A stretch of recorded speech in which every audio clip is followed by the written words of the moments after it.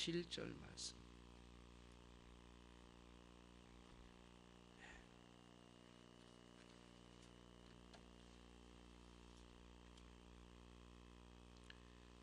제가 7절로 14절까지 먼저 읽도록 하겠습니다. 요한이 세례받으러 나오는 무리에게 이르되 도옥사의 자식들아 누가 너희를 가르쳐 장차올 진노를 피하라 하더냐. 그러므로 회개에 합당한 열매를 맺고 속으로 아브라함이 우리 조상이라 말하지 말라. 내가 너희에게 이르노니 하나님이 능히 이 돌들로도 아브라함의 자손이 되게 하시리라. 이미 도끼가 나무 뿌리에 놓였으니 좋은 열매 맺지 아니하는 나무마다 찍혀 불에 던지우리라. 우리가 물어 가로되 그러하면 우리가 무엇을 하리까? 대답하여 가로되 옷 2벌 있는 자는 옷 없는 자에게 나눠줄 것이요 먹을 것이 있는 자도 그렇게 할 것이니라 하고, 세리도 세례를 받고자 하여 와서 가로되 선생님이여 우리는 무엇을 하리까 하며 가로되 정한 새 외에는 능징치 말라 하고, 군병들도 물어 가로되 우리는 무엇을 하리까 하며 가로되 사람에게 강포하지 말며 무소하지 말고 받는 요를 족한 줄로 알라 하니라. 아멘. 14절까지입니다. 오늘은 회개에 합당한 열매, 회개에 합당한 열매라는 주제로 14절까지 읽었지만 7절로 8절 중심으로 오늘 말씀을 드리도록 하겠습니다. 지난주에는 우리가 성찬식에 관련한 설교를 들었기 때문에 이제 그 전주에 있었던 3절로 6절 말씀, 회개와 죄사함이라는 주제의 말씀을 지금 우리가 지속하고 있는 세례 요한의 시리즈를 계속 듣고 있습니다. 여러분, 지난 그 3절로 6절 말씀 속에서 우리가 듣기로는 참된 회개와 그리고 그 회개를 담보로 한 그 세례는 그 참된 회개의 표징으로 주어진다라고 하는 것을 우리가 들었고요. 회개는 반드시 믿음과 회개가 같이 병행하는데, 회개가 없는 사람에게는 믿음이 성장할 수가 없고 살아있는 믿음을 소유할 수가 없다. 동시에 믿음이 없이는 회개의 자리에 나갈 수가 없다. 그거를 우리가 배웠습니다. 여러분, 회개가 먼저인가 믿음이 먼저인가 라고 하는 질문을 던져볼 필요가 있는데요, 시간적 순서로는 회개가 먼저인지 믿음이 먼저인지는 알 수가 없습니다. 왜냐하면 항상 함께 하기 때문이죠. 그러나 논리적인 순서로는 생각해 볼 수가 있는데 믿음이 먼저라고 생각됩니다. 왜냐하면 회개를 한다고 하는 것은 죄로부터 돌이키는 건데, 돌이킬 때는 죄를 붙들고 살던 사람이 뭔가 다른 것을 붙들고 살아갈 여건이 있어야, 주어져야 붙들고 있는 죄를 버릴 수가 있는 것이기 때문에 믿는 뭔가를 믿는 부분이 있어야만 하는 것이죠. 그래서 한 죄인이 예수 그리스도가 누구신지를 알게 되고 깊이 그리스도를 깨닫게 될 때에 그분과 인격적인 관계 형성 속에 한 사람이 한 사람과 만남을 가지고 그 인격적인 관계 속에서 그분과 깊은 사랑의 교제를 누리면서 사람을 알아간다라고 하는 것이지 않습니까?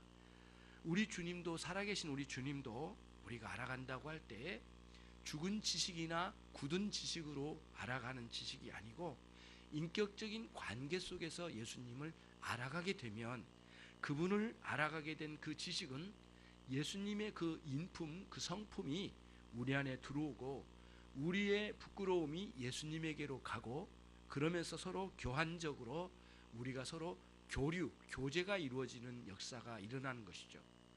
진리, 하나님의 말씀은 예수님과 우리 사이에 다리 역할, 교량 역할을 해서 예수님께서 주신 말씀이 하나님의 말씀의 깨달음을 통하여 우리 안에 들어오게 되고, 우리는 우리의 아뢰할 것을 기도를 통하여 말씀에 의지하여 우리 주님께로 나가면 우리의 기도가 주님을 통하여 우리 주 하나님 아버지 앞으로 올라가게 되는 거죠. 이런 방식으로 끊임없는 교제가 계속적으로 일어나게 됩니다. 그 속에서 관계가 일어나고 관계는 반드시 성장하고 성장한 관계는 반드시 서로가 서로에게 영향을 끼치며 이렇게 주어지는 것처럼 예수님의 성품이 예수님의 놀라운 성품과 그 신성이 우리에게 끊임없이 영향을 주어서 놀라운 주님의 십자가의 죽으심의 은혜도 우리 가운데 깨달아 알아가면서 우리 안에 영향을 줄 때에 우리 안에 있는 부끄러움이 자꾸 드러나게 되는 거죠. 예. 그러면서 회개하지 않을 수 없고 예수님을 그럴 때마다 의지하지 않을 수 없는 상태로 가게 되는 것이에요. 예. 선영자님 고개 아프길 것 같은데 이쪽으로 한 칸 이쪽으로 오셔도 돼요. 두 칸 오셔도 고개 아플 것 같아요. 예.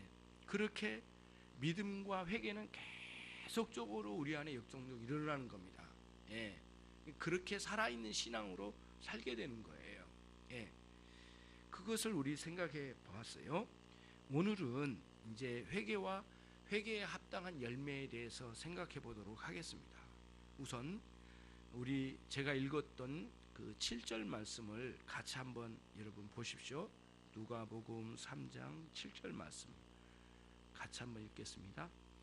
요한이 세례받으러 나오는 무리에게 이르되 독사의 자식들아 누가 너희를 가르쳐 장차 올 진노를 피하라 하더냐.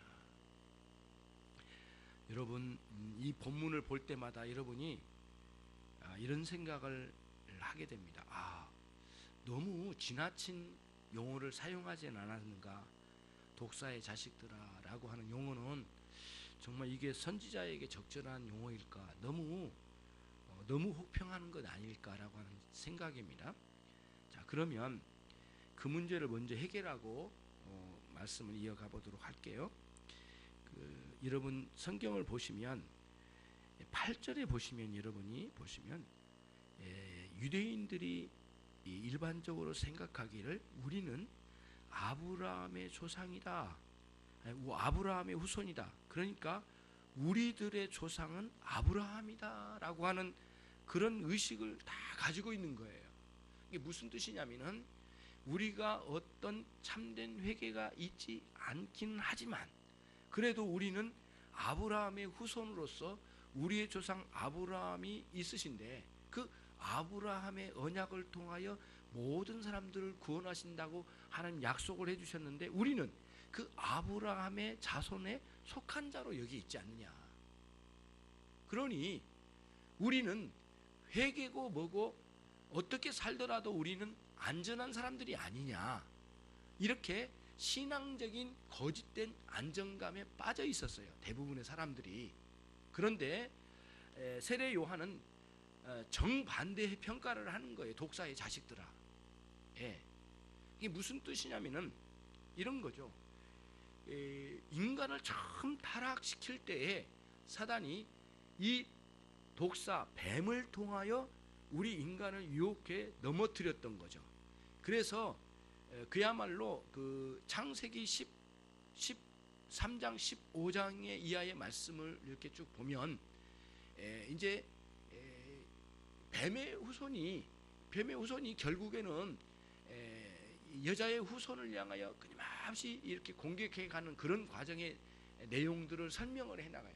그러니까 끊임없이 인류에 찾아오는 이 뱀이 사단의 계략이 인간들을 넘어뜨려 끊임없이 죄악된 걸로 끌고 가고 멸망의 길로 치닫도록 이끌어 간다는 거예요. 이런 구도가 성경의 일반적인 가르침이었어요. 그런데 우리 유대인들은 이제 아브라함 밑에 있으니 아브라함을 구원하신 하나님은 우리가 그 안에 숨었으니 우리도 안전하게 구원받는 성도들로 구원받는 하나님의 백성으로 안전하게 있지 않은가라고 하는 거짓된 종교적 안전감 속에 빠져 있는 거예요. 그래서 너희들이 어떤 존재인가라고 하는 사실 세례 요한이 유대인과 바리새인과 사두개인 중심으로 찾아온 영혼들에게 이 독사의 자식들아 외쳐가면서 그들의 정체성을 확 뒤집어 놓는 거예요. 거짓된 지식으로 살던 이 사람들에게 너희는 독사의 자식, 다시 말하면 이 뱀의 유혹을 받아 넘어져서 멸망한 인류의 이 자식들하고 별반 다르지 않는 그런 사람들이지 않는가라고 강하게 호평을 하면서 거짓된 종교적 안정감으로 숨어있는 영혼들을 꺼내는 작업이에요. 이런 그 어법의 활용을 세례 요한이 강력하게 이렇게 여기서 쏟아놓으면서 사람들이 나는 유대인으로서 아브라함의 후손으로서 나는 영원히 구원받았지 않았는가라고 하는 생각을 확 뒤집는 거죠. 그렇게 이제 세례 요한이 외쳐대는 것이에요. 그래서 독사의 자식들아라고 하는 이런 강력한 호평은 사실상 단순한 그 사람들을 비난의 개념으로만 생각해서는 본문을 생각하기 참 어려워요. 그러나 여러분과 제가 마찬가지예요. 오늘날 또 하나님께서는 당신의 말씀으로 설교자를 통해서나 전도자를 통해서 말씀을 들려주셔서 죄 가운데 있는 사람들을 깨워주시는 그런 방식으로 심지어는 신앙생활을 오랫동안 해가고 있는 많은 기독교인들이 이 거짓된 안정감에 빠져서 나는 기독교인으로서 구원받은 신자로서 살고 있지 않는가, 그러니 이 정도 삶으로는 충분하지 않을까라고 하는 이런 생각을 가지고 살아가는 사람들에게 오늘은 본문의 말씀이 이 독사의 자식들아, 그야말로 너의 정체성이 무엇이냐, 하나님의 백성은 백성답게 살아야 되지 않겠는가, 말로만 기독교인이라고 생각한다면 너희들은 헛된 거짓된 종교의 안정감에 빠져 있으니 이 바리새인과 사두개인을 중심으로 해서 유대인들 전체가 경각심에 빠지도록, 경각심을 갖도록 이렇게 촉구했던 세례 요한의 말씀이, 이제 선언이 오늘날 우리들에게도, 우리 귓가에도 들려올 때 단순히 거친 말로만 들릴 것이 아니라 우리의 정체성을 다시 한번 확인하는 시간이 돼야 된다, 이런 말씀이에요.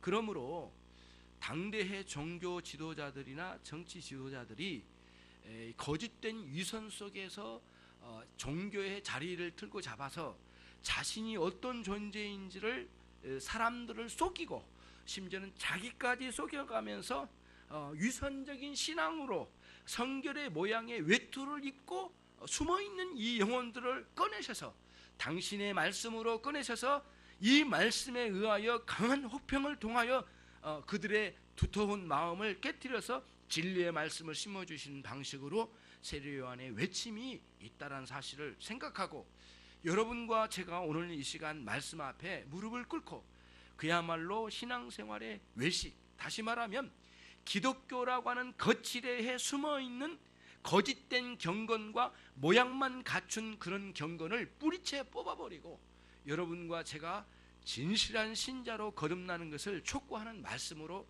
받아들여야 되겠다고 하는 것을 오늘 말씀을 드리고자 하는 것입니다.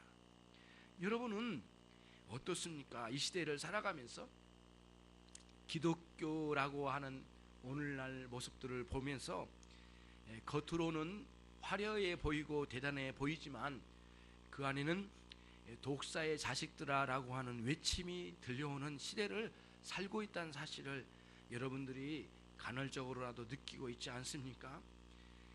대단해 보이고 화려해 보이지만 종교의 허울 속에 숨어있는 이 죄악된 우리들의 모습의 이 종교 생활의 거칠애를 걷어버리고 모양만 갖춘 경건을 깨트리고 여러분과 제가 주님 앞에 무릎을 꿇고 꼬꾸라지듯 회개의 자리에 나가는 여러분과 제가 돼야 될 줄로 믿습니다.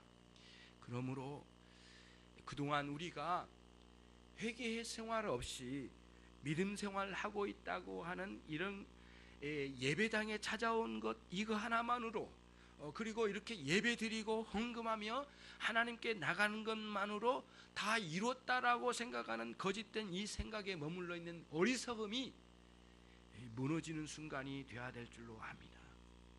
어릴 적에 저보다는 한 10살 가까이 많은 선배 한 분이 그 시골에서 어느 날 제주도로 이렇게 떠났어요. 제주도로 떠나가지고 여기서 제주도에 가서 그 석공일을 배웠던가 봐요. 그래서 한 10여 년 만에 돌아왔는데 어젓한 청년이 되어가지고 나름대로 대단한 석공의 기술을 익혀서 왔던 것 같아요. 그래서 야 얘네들아 이리 한번 오늘 놀러 와라. 내가 한번 보여줄게. 그래서 뭔가 하고 저는 어린 나이에 이렇게 쭉 따라가서 봤는데요. 체구도 작은 사람이 큰 바위 위에 올라가더라고요. 근데 그 바위는 우리가 올라가서 늘 놀던 자리입니다. 그래서 넓고 위에가 넓고 그 친구들과 달밤에 들어누워서 노래도 부르고 그리고 감자도 구워 먹고 그러던 게 아주 기억이 나는데요. 그런 그 큰 바위였어요. 이 작은 체구를 가진 이 사람이 이런 망태 같은 곳에 딱 물을 짊어지고 가득 짊어지고 올라가더라고요. 그리고는 딱 올려놓고는 바위를 사방을 만져가고 이리 만지고 이렇게 살펴가더니 작은 정 하나 들고 묵직한 그 망치 하나를 딱 들고 딱 폼을 잡더니 내리치기 시작하더라고요.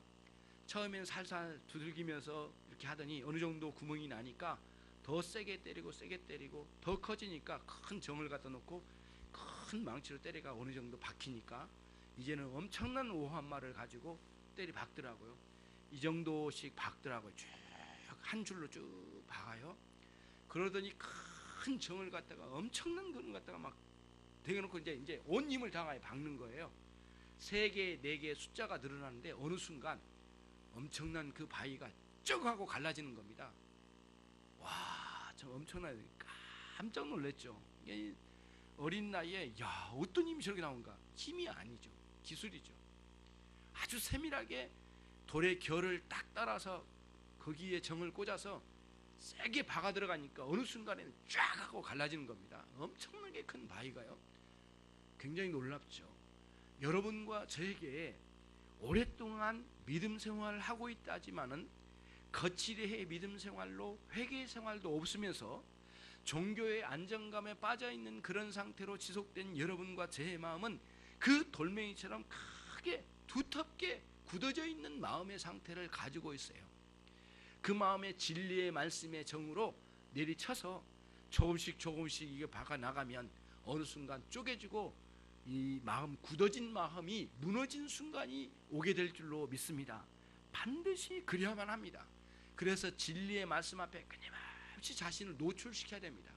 다시 말하면 말씀을 읽고 그 말씀을 묵상하고 그 말씀으로 고뇌하고 그 말씀이 응아리가 되어서 내 마음에 커다란 고뇌가 되어서 끊임없이 말씀과 이런 분투하는 삶을 통해서 여러분의 자신의 내면의 세계를 말씀으로 꿰뚫어 보는 순간 어느 지점에 가서는 와르르 무너지는 순간이 오게 될 거예요. 그때에 큰 죄에 대한 대각성이 일어나고 그 이후에 회개의 지속적인 삶이 주어지면서 여러분과 제 삶이 그리스도에 밀접해지고 거기에서 그리스도의 성품을 닮아가고 우리의 인격은 성장해 나가면서 삶과 생활과 환경까지 하나님께서 바꿔가시는 그런 변화를 통하여 우리의 신앙은 크게 발돋움하게 되는 것이에요. 그러므로 여러분과 제가 첫 번째 눈떠 봐야 될 것은 무엇이냐면은 우리의 신앙의 유선이에요. 유선. 신앙생활로 자신을 포장하고 진실한 마음으로 하나님 앞에서 자신의 죄를 회개할 줄 모르는 어리석은 삶을 살아가는 것이 신앙의 외식이에요. 위선이죠, 여러분. 그런 삶이 얼마나 부끄러운지 몰라요. 그것을 세례 요한이 지금 이게 크게 혹평하고 있는 것입니다. 거짓된 신앙은 정말 이제는 그 회복의 방식이 없습니다. 세상에서 거짓된 생활을 하는 것은 교회 와서 진리의 말씀에 깨질 가능성이라도 있는데 교회 와서 거짓되고 외식적인 신앙으로 머물러 있으면 더 이상 갈 데가 없습니다. 어디 가서 영혼이 변하겠습니까? 변화 있을 수 없는 거거든요. 그러니까 여러분이 교회에 오셨다면 마지막 순간 변화시키려고 나를 여기에 불러주셨다라고 생각하고 거짓된 신앙의 안정감을 깨고 정말 우리에게 이것이 참으로 큰 재앙이로구나 라고 생각하고 자신의 이 비극적인 죄악을 회개하고 하나님께 엎드려지는 여러분과 제가 되어야 될 줄로 믿습니다. 반드시 그때에 우리의 마음과 영혼의 깊은 곳으로부터의 변화가 일어날 줄로 믿는 것입니다. 예를 하나 들게요. 구약의 사무엘하 12장에는 다윗이 밧세바와 간음하고 난 뒤에 1년 동안 숨어 지냈을 때였어요. 1년 정도 숨어서 이제 자신의 죄를 숨기고, 그리고는 위선적이고 외식적인 신앙생활에 제사 참여와 각종 종교 활동은 잘했습니다.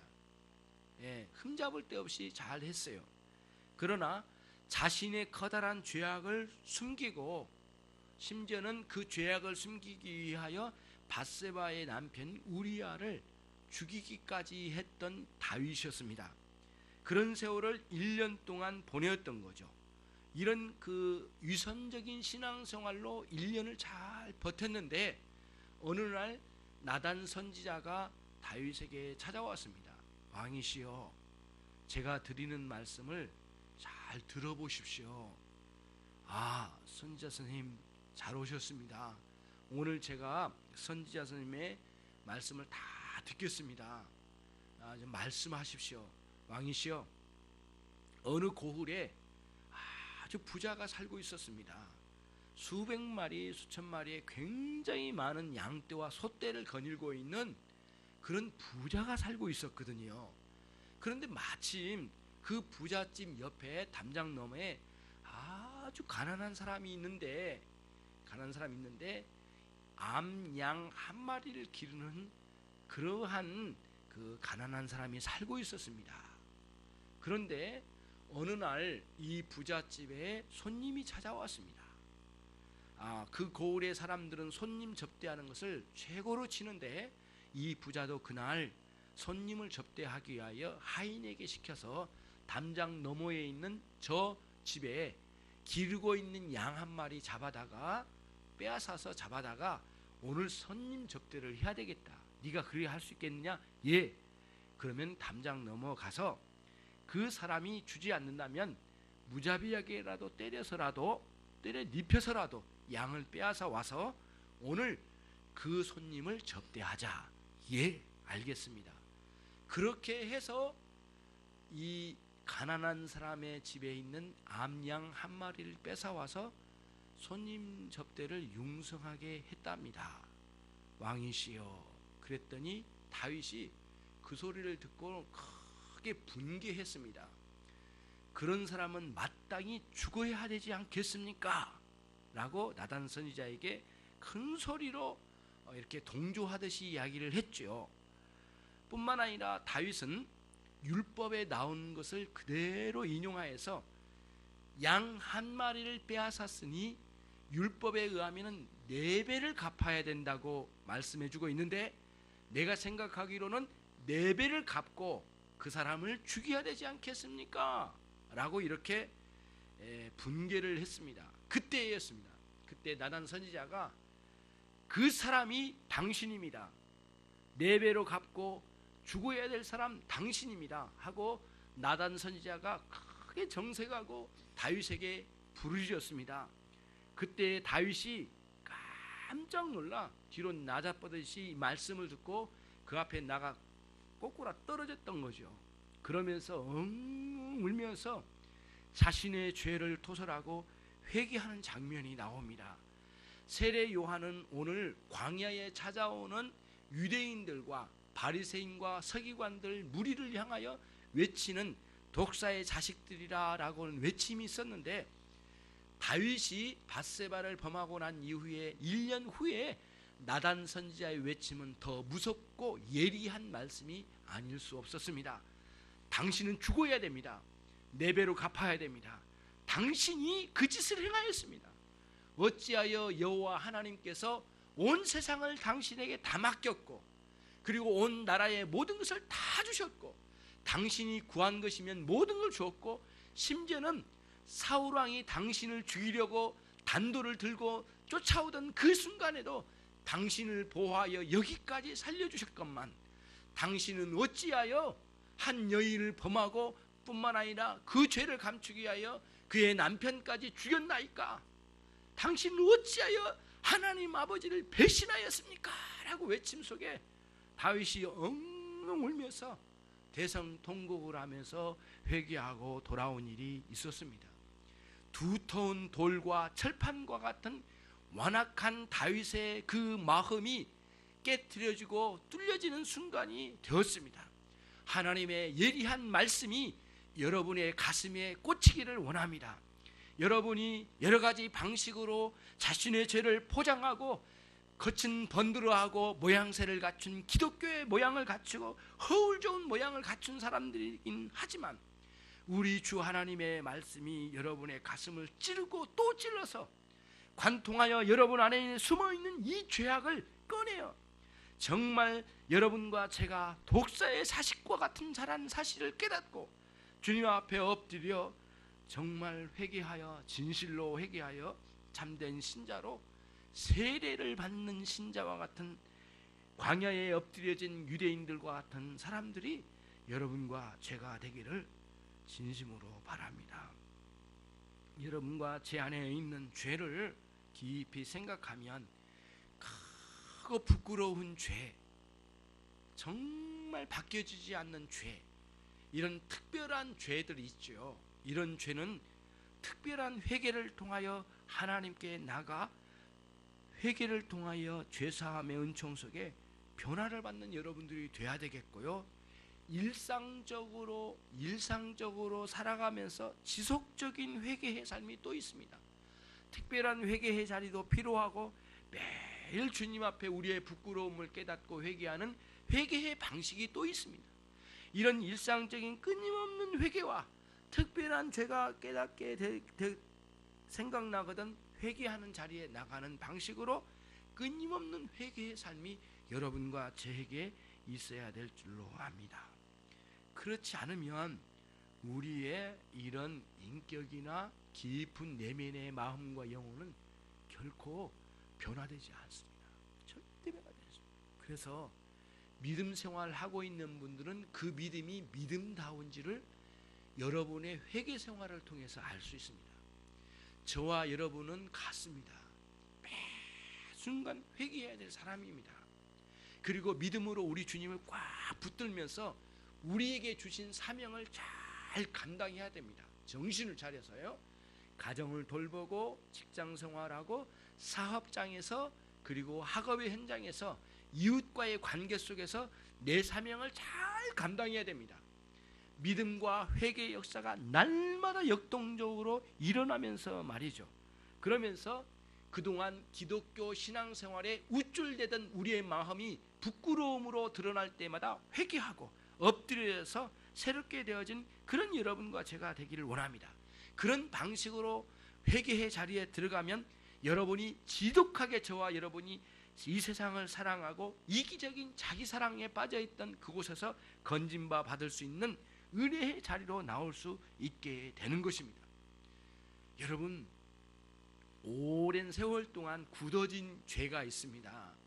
반복적으로 죄를 거듭하면 이 죄가 또 겹겹으로 쌓여져 가면 이것이 확 굳어져 가지고 북어처럼 단단한 북어처럼 확 거기 굳어 있습니다. 이게 단단한 북어처럼요.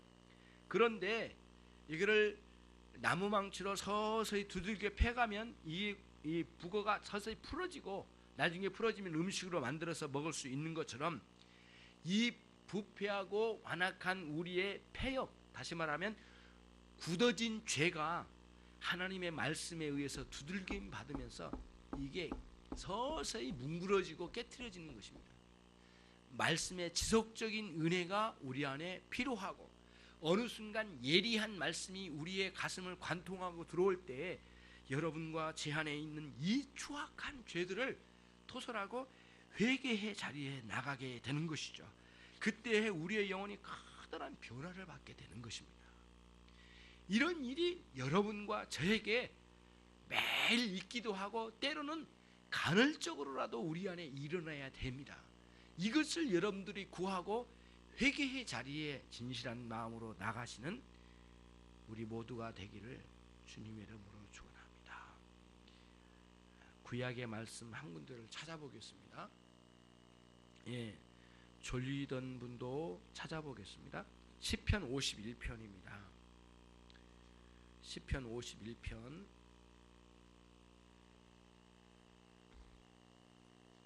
17절입니다. 구약성경 838쪽 시편 51편 17절 같이 읽겠습니다. 하나님의 구하신 제사는 상한 심령이라. 하나님이여 상하고 통회하는 마음을 주께서 멸시치 아니하시리이다. 이 시는 다윗이 썼습니다. 아까 예화로 말씀드린 것처럼 밧세바를 범하고 난 뒤에 1년 후에 나단 선지자가 찾아와서 하나님의 말씀을 주실 때 회개할 때 회개가 터졌는데 그 회개할 때에 쓰여진 시가 오늘 51편입니다. 그는 깨달았습니다. 1년 동안 외식적이고 이런 가장한 거칠의 종교적 활동으로 자신의 죄를 드러내지 않고 감추면서 거짓된 종교적 안정감에 제사에 참여하고 온갖 방식으로 율법을 외워가고 율법을 함께 성도들과 나눴던 모양입니다. 그런데 회개가 드디어 터지고 난 뒤에 다윗이 깨닫게 되었습니다. 하나님께서 구하신 제사는 상한 심령이라. 거칠애로 가지고 간 제사가 하나님을 기쁘시게 할 수 없고 자신 안에 있는 이 죄악된 이 심령이 깨어지고 부서지고 망가지고 무너지는 순간 그런 마음의 태도를 가지고 하나님께 제물을 가지고 드릴 때만 하나님께서 받으시는 것이지, 통회하지 않고 굳어진 마음, 숨기는 마음, 외장된 마음, 외식적인 마음, 가장된 마음으로 종교생활을 신앙생활을 이어간다면 이것은 하나님께서 싫어하신다는 거예요. 그런 미워하신다는 거예요. 하나님 받지 않으신다는 거예요. 그런 면에서 여러분과 제가 우리의 죄를 뉘우치고 겸손한 마음으로 하나님 앞에 나가야 된다는 사실을 반드시 오늘 받아들이시고 죄인의 처지를 생각하고 하나님 아버지의 자비를 구하며 회개의 마음, 상한 심령을 가지고 하나님께 엎드리는 예배가 돼야 될 줄로 압니다. 그렇지 않고 거짓된 보상으로 생각하고 거짓된 보상을 꿈꾸고 내가 헌금을 하거나 예배당에 가면 그 자체가 나에게 이 잘못된 것이 해결될 거라고 하는 그런 저열한 관념을 내팽개치고 진실한 마음으로 통회하는 마음을 가지고 하나님 아버지 앞에 나가는 그런 여러분과 제가 되기를 원합니다. 거칠에 화려한 기독교 생활을 버리십시다. 그리고 우리 주님께서 허락해 주신 진실한 마음으로 회개의 자리에 나가는 겁니다. 이것을 하나님 구하시는 제사라는 것이에요. 우리의 교만한 위선을 내버리고 온갖 허영에 가득한 망상, 신앙적 망상을 버린 가운데 하나님과의 깊은 화해의 길을 트는 그리스도 앞에 진실한 회개가 여러분 안에 있어서 통회하는 마음, 찢어지는 마음을 가지고 우리가 가지고 간 모든 것이 우리 하나님께 드려질 수 있다는 생각을 가지고 그 어떤 것도 내 자신 안에는 공로가 없다는 사실을 고백하고 우리 하나님께 전적으로 굴복하여 회개의 자리에 엎드려지는 그런 정신을 품고 하나님 아버지 앞에 나갑시다. 그때서야 우리 하나님께서 여러분을 받아주시고 그 상한 심령을 받으시는 하나님의 무한한 은혜가 여러분 안에 넘칠 줄로 믿습니다. 우리의 무능함을 솔직히 고백하고, 여기서 무능함이란 우리 죄를 해결할 수 없는 무능함을 의미하는데, 그 무능함을 솔직히 고백하고 그 어떤 것으로도 내 죄를 해결할 수 없는 무능함 속에 우리 하나님의 은혜를 구하는 그런 여러분이 되시기를 주님의 이름으로 축원합니다. 8절 말씀 한번 더 확인하고 우리 말씀을 매듭짓도록 하겠습니다. 8절 말씀, 누가복음 3장 8절 말씀입니다. 같이 읽겠습니다. 그러므로 회개에 합당한 열매를 맺고 속으로 아브라함이 우리 조상이라 말하지 말. 내가 너희에게 이르노니 하나님이 능히 이 돌들로도 아브라함의 자손이 되게 하시리라. 우리는 회개에 합당한 열매를 맺지 못한 가운데 우리가 회개했다라고 하는 그런 때가 참 많습니다. 그래서 세례 요한은 오늘 본문 8절로 14절까지를 어떤 구도에다가 두셨느냐면요, 나무를 심고 심은 나무가 싹이 나고 그 씨를 뿌려서 심어서 이제 싹이 나고 줄기가 피고 이파리가 나고 꽃이 피어 열매를 맺는 한 그루의 나무가 자라는 것을 비유로 해서 여기다 집어넣습니다. 전체 구도가 이거예요. 그래서 8절에는 합당한 열매를 맺으라, 나무의 열매와 같이 열매를 맺으라는 구도에다가 우리 회개를 여기다 비유로 집어넣었고요. 그 다음 또 이제 8절 이하에서도 이제 나무는, 진정한 나무는 그런 열매를 맺지 않는가, 만약에 맺지 못한다면 나무 뿌리에 도끼가 놓여져 있게 된다, 심판을 이야기하면서 한 그루 나무를 비유로 해서 우리의 회개를 촉구하는 내용입니다. 그런 구도로 이제 본문을 보면 그림이 이제 보여지는 거예요. 그러니까 굉장히 이 본문 말씀이 고도의 문학적 기법이 안에 들어와 있고요. 그런 기법 속에 예리한 하나님의 말씀이 타고 들어오고, 그리고 꼼짝 못하게 사람들이 이 말씀에 의하여 꼬꾸라지게 하고 거기서 회개가 터지게 하는 방식으로 설교가 진행되고 있다는 사실을 보게 돼요. 세례 요한을 거친 회개, 거친 설교자 정도로만 생각한다면 여러분이 오해하고 있는 거예요. 어찌 보면 굉장히 예리한 말씀으로 우리에게 주고 있는 거죠. 그러므로 여러분과 제가 회개를 했다면 마음과 영혼의 변화를 받게 될 텐데, 회개한 사람은 반드시 실제적인 행동으로, 삶으로 그 회개가 증명되지 않으면 안 된다는 것을 여기서 보여주고 있는 것이에요. 여러분들이 행동으로 증명되지 않는 회심은 참된 회심이라고 말할 수 없고요. 그래서 세례 요한은 오늘 말로만 하는 행동, 말로만 행하는 회개는 회개가 아니다, 행동이 나타내지 않는 탁상 공론의 회개는 회개라고 말할 수 없다. 심지어는 유대인들이 그렇게 즐겁게 누렸던 의식적인 증거 있죠. 여기서 의식이라고 하는 종교 의식입니다. 예배당에 찾아가 예배하고 우리처럼요. 그리고 또 제사집례도 하고 하나님께 나아가서 하는 성도들과 교제도 하고 뭐 이렇게 모임을 갖는데, 이런 의식적, 종교 의식적 증거만으로도 부족하다는 거예요. 그래서 우리는 안식일에, 주일에 성전만 찾아가서는 안 되고, 성전에 찾아가 진실로 내 죄를 깨닫고 내 죄를 하나님 아버지 앞에 회개하여 그 죄를 미워하고 혐오하며 돌이켜서 우리 주님을 붙드는 데까지 나오지 않으면, 그리고 그것이 행동으로 드러나지 않는다면 그것은 회개라고 말할 수 없다는 것이에요. 그 정도에 멈춘 사람에게는 도끼가 뿌리에 얹혀져 있고 언젠간 들어서 내리치는 순간 그 나무는 잘려져 나가고 멸망하게 될 것이라고 하는 사실을 보여주는 것이에요. 그러므로 참된 회개의 열매는 선한 행위로 반드시 드러나게 됩니다. 이것을 가장 먼저 느끼는 사람이 누구냐면 우리 가족들이에요. 가장 가까이 있는 가족들이 먼저 느끼게 돼요. 회개한 사람들 가족이 먼저 느껴요.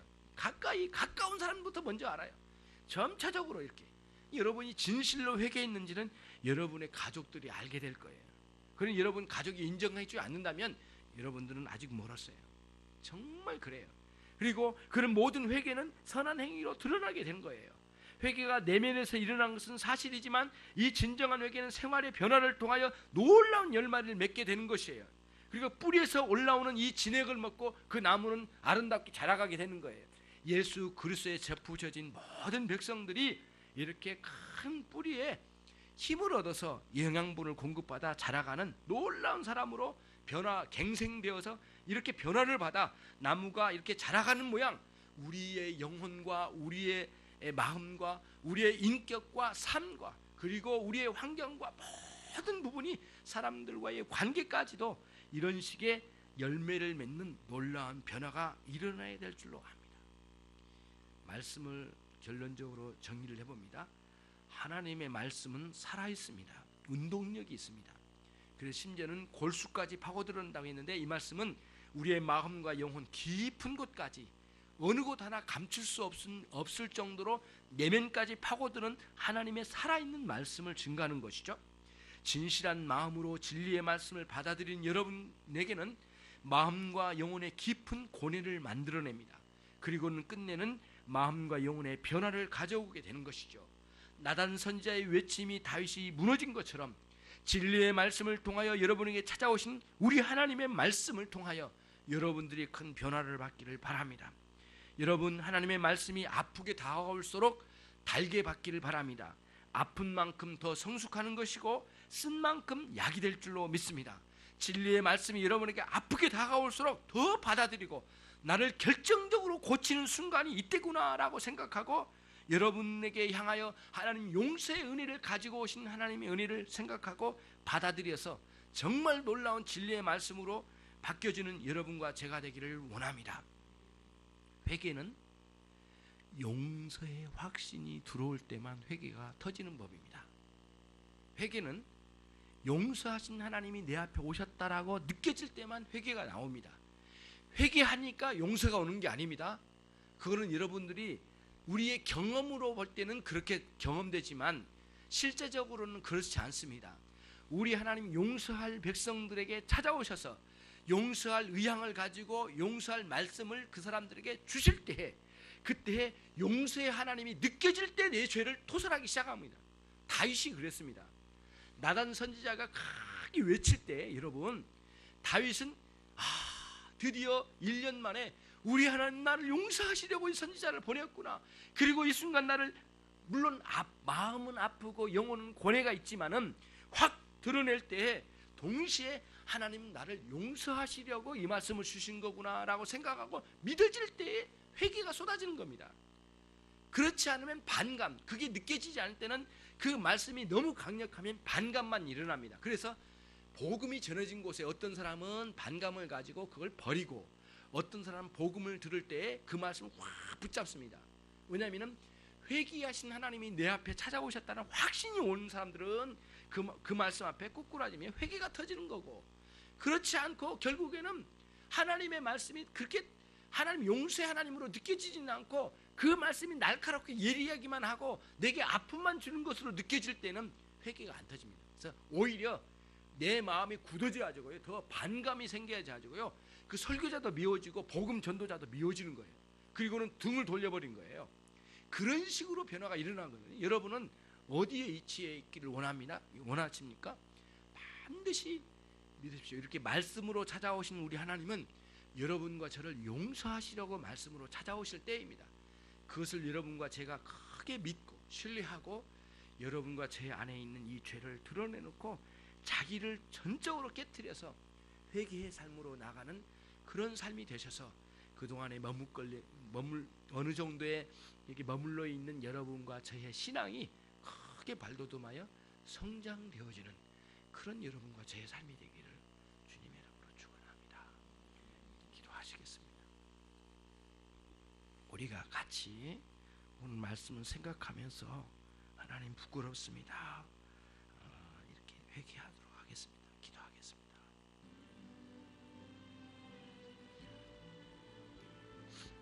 하나님 아버지,